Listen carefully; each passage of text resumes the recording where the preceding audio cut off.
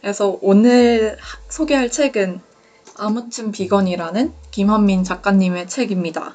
그래서 책을 그냥 간단하게 소개하자면 이분은 당연하게도 비건이시고 비건을 한지 꽤 되셨고 그리고 비건 중에서도 생선이나 우유가 계란 같은 것들을 전혀 먹지 않고 진짜 채소만 먹는 비건이신데 뭔가 입이 트이는 페미니즘 책 같이 채식을 입문하는 사람들이 읽으면 좋겠다? 하지 않더라도 비건에 대해서 알아보고 싶거나 그리고 채식주의자가 어떤 생각으로 어떤 마음가짐으로 고기 섭취를 줄이는지 등의 설명들도 있고 그리고 그냥 비건에게도 추천하는 이유는 그런 질문들 있잖아. 채식을 하면은 축산업자들이 망할 것이다. 아니면은 채식을 하면은 건강이 안 좋아질 것이다.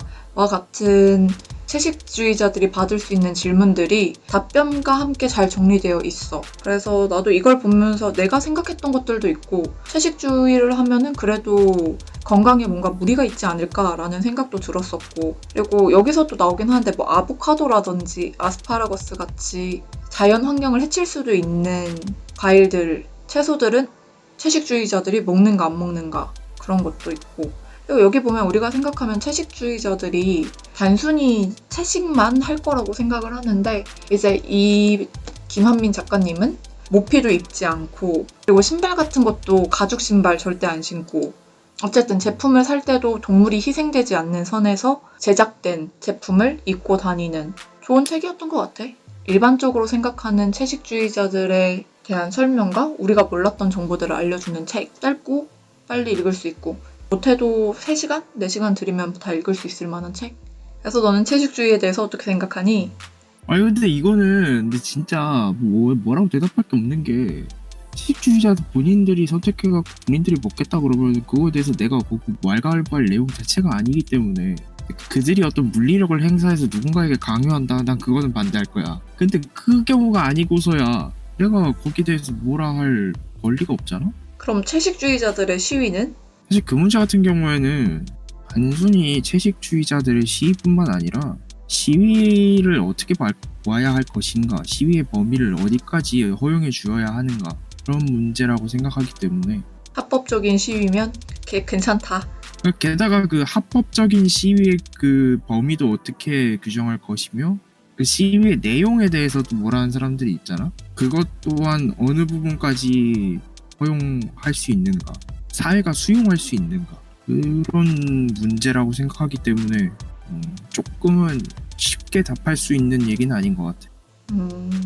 나도 너처럼 생각했었는데 이 책을 읽고 내 주변의 채식주의자가 나한테 너도 채식주의 한번 해봐 라고 권유하거나 고기를 줄이는 게 좋을 것 같아 라고 그런 식으로 얘기하는 것도 그냥 받아들일 수 있겠다라는 생각이 들었어. 이 책 읽고 나서는. 내가 말하는 물리력 행사는 그 정도 수준이 아닌데 그럼 어느 정도 수준이야? 스스로 그거는 그냥 고기 먹어? 너? 먹는다고? 한 대 맞자. 약간 이런 느낌. 그걸 어떻게 인정합니까, 선생님? 그러니까 그 정도 수준을 얘기한 겁니다, 저는.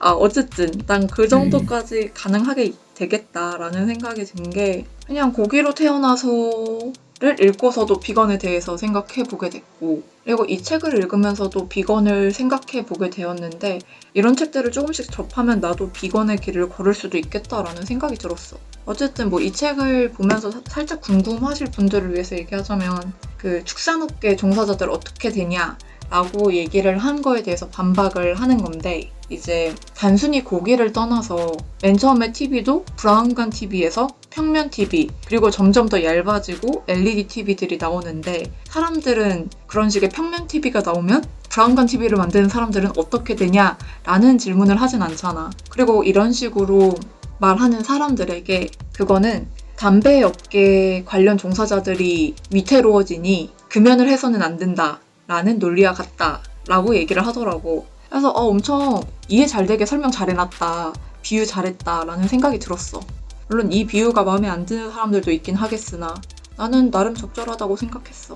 담배는 어느 정도 동의하나 TV 같은 경우에는 동의할 수가 없지만 뭐 아무튼 그리고 비건은 여성의 전유물이다. 난 이거가 제일 인상 깊었던 게 생각해보면 내 주변 채식주의자들은 대부분 여성이었던 것 같고 미디어에 등장하는 채식주의자들도 여성이었던 것 같은 거야. 이제 이분은 또 작가님은 남성분이셔.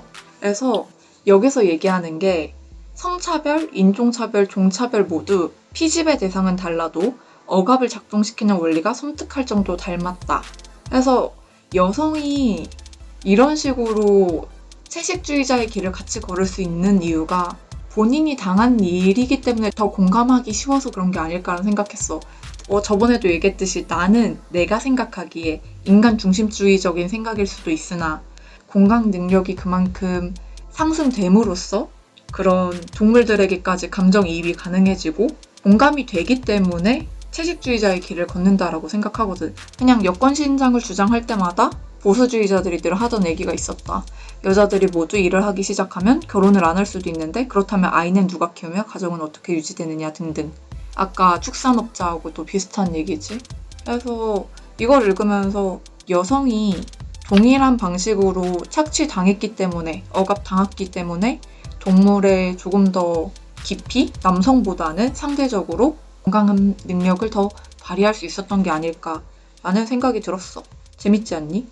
그러니까 뭐 그 방금 너가 한 얘기에 대해서 뭐 보충 설명이 될 수도 있고 뭐 그런 내용 얘기인데 그 소위 말하는 그 진보주의의 어떤 그 이념이나 사상을 갖고 있는 운동들은 나는 대체적으로 다 일맥상통한다고 생각한다라고 얘기를 하지 않았었나?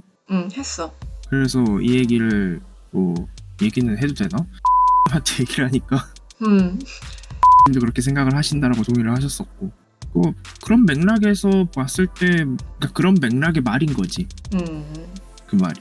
그런 맥락에서 봤을 때 너가 일관성 없는 사람을 싫어하는 것도 알 수 있는 거지.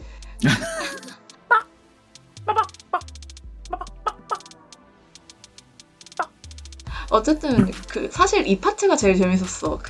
채식주의자들이 많이 받게 될 질문 같은 것들. 뭐 고통을 느끼는 식물도 있다. 뭐 식물은 고통을 안 느끼냐 이런 얘기들. 근데 실제로도 내가 맨 처음에 채식주의를 접했을 때 들었던 생각이기도 했고 동물은 먹고 그럼 만약에 식물이 고통을 느끼면 그때는 뭘 먹고 살아야 되지? 라는 생각이라던가 그런 것들. 그래서 여기에서 얘기하는 이제 고통을 느끼는 식물은 그 파리주걱이라든지 미모사 같은 알아? 또 미모사라는 식물? 들어는 봤는데 그 미모사라는 식물 잎을 이렇게 건드리면 걔네들이 잎이 접히거든? 고사리 마냥?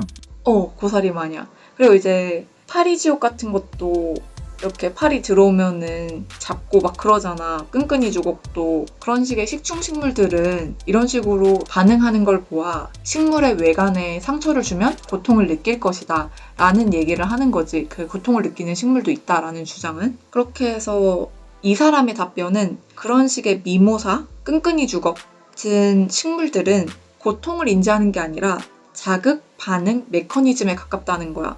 그래서 끈끈이 주걱에 파리를 넣든 담뱃재를 넣든 똑같이 반응한다는 거지. 그렇기 때문에 이걸 고통이 아니라 그저 무언가가 식물 안쪽에 건드려졌을 때 무조건 뚜껑을 닫는다. 아니면 무조건 잎을 닫는다. 라는 그런 식의 메커니즘에 불과하다. 고통을 느끼는 게 아니다. 그리고 이처럼 식물의 반응 기제와 동물이 대화, 중추신경계를 통해 고통을 느끼고 대응하는 수준과는 현격한 차이가 있다. 물론 이것이 식물을 함부로 다뤄도 좋다는 논리로 이어지는 것은 아니다. 그래서 실제로 비건보다 한 단계 더 나아가서 과일만 먹는 과일주의자들도 있대. 근데 아직까지 건강학적으로 문제가 없는지는 확실하지 않고 이거 생각하니까 갑자기 옥자가 떠오르지 왜? 그래서 어쨌든 문제는 이렇게 식물의 고통을 강조하는 사람 중에서 실제로 식물 권리를 염려하는 식물 보호주의자는 없다는 점이다. 너무 맞는 말이지 않니?